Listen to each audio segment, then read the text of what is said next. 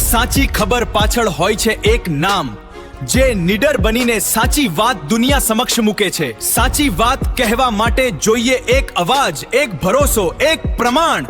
GJ દેશી news આપની સમસ્યાને આપે છે વાચા, આપના વિશ્વાસને બનાવે છે વધુ મજબૂત। આ ફક્ત ન્યૂઝ નથી, આ છે સમાજ પ્રત્યેની જવાબદારી। હવે સમય છે આપનો અવાજ સરકાર સુધી પહોંચાડવાનો। જીજે દેશી ન્યૂઝ તમારી સમસ્યાને આપશે અવાજ। અમદાવાદ જિલ્લાનું ધંધુકા આજે રક્તરંજિત બન્યું છે। માત્ર ગાડી ઓવરટેક કરવાની એક સામાન્ય બાબતે લોહિયાળ જંગનું સ્વરૂપ ધારણ કર્યું હતું અને તેમાં નસીમ સોસાયટીના એક આશાસ્પદ યુવાને પોતાનો જીવ ગુમાવ્યો છે।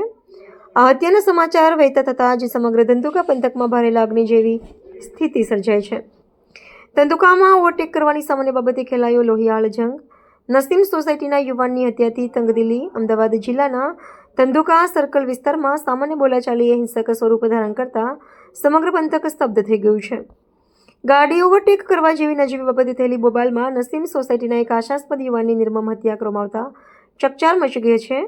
આ ઘટનાને પગલે બે કોમ વચ્ચે ઘર્ષણ થતા મામલો વધુ ઉગ્ર બન્યો હતો। પ્રાપ્ત વિગત અનુસાર ધંધુકાના મુખ્ય સર્કલ પાસે વાહન ઓવરટેક કરવા બાબતે બે પક્ષો સામસામે આવી ગયા હતા। હત્યાના સમાચાર વાયુવેગી પ્રસરતા જ લોકોના ટોળે રસ્તા ઉપર ઉતરી આવ્યા હતા। ઉશ્કેરાયેલા ટોળા દ્વારા અનેક જગ્યાએ તોડફોડ અને આગચંપી કરવામાં આવી હતી, જેના કારણે ધંધુકા સર્કલ વિસ્તારમાં ભારે લાગણી જેવી સ્થિતિ સર્જાઈ હતી। દુકાનો અને બજારો ટપોટપ બંધ થઈ ગયા હતા અને લોકોમાં ફફડાટ વ્યાપી ગયો હતો। ઘટનાની ગંભીરતાને જોતા જિલ્લા પોલીસ કાફલો તાત્કાલિક ઘટના સ્થળે દોડી ગયો હતો। સમગ્ર વિસ્તારને હાલ પોલીસ છાવણીમાં ફેરવી દેવામાં આવ્યો છે।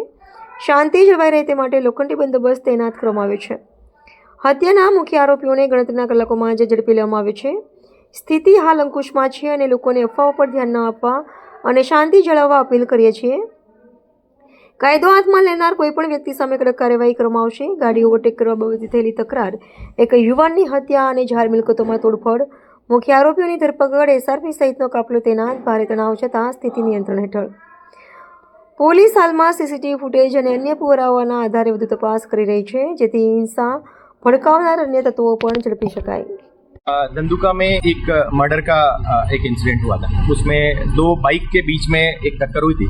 उसके बेसिस पे दोनों के बीच में झगड़ा हुआ और झगड़े के बाद में एक युवक के हाथ में जो छरी थी वो उसने दूसरे युवक के पैर में एक छरी मारी थी और उसके बेसिस पे ब्लीडिंग होने के कारण उसकी एक युवक की डेथ हुई है।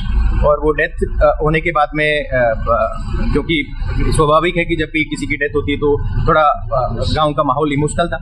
काफ़ी सारे लोग इकट्ठा हो गए और उन्होंने उसमें से कुछ लोगों ने जो है यहाँ पे आगजनी भी करी और ये इस मर्डर की घटना में जो दोनों आरोपी थे, दोनों आरोपी को तत्कालिक पुलिस ने अरेस्ट कर लिया और इसके साथ जिन जिन लोगों ने आगजनी करी उसमें 15-20 लोगों को हमने डिटेन किया और उनकी क्वेश्चनिंग अभी चालू है और अभी पूरे गांव में एकदम शांति का माहौल है।